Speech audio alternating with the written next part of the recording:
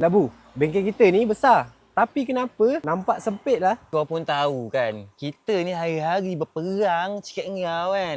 Dengan kita nak kena siap juga hari ni, waktu yang sama, kita macam ni lah.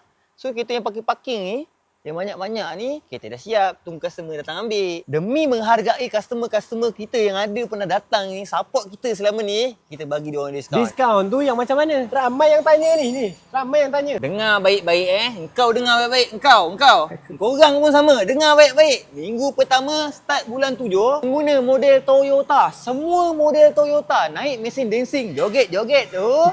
RM30. Minggu kedua pula. Untuk pengguna lupa. Apa tu? Honda Minggu kedua tu Honda. Minggu ketiga? Salah. Nissan. Minggu ketiga tu Nissan. Minggu keempat? Pro 2, Proton.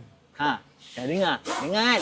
Cukup tak? Tak cukup, brother. Top up lagi. Yang ini kau fikir. Kau tanya dia. Nampak kotak kat belakang ni? Ini minyaknya. Korang servis pakai minyak ni, upah aku bagi RM5 je. Cukup tak? RM5?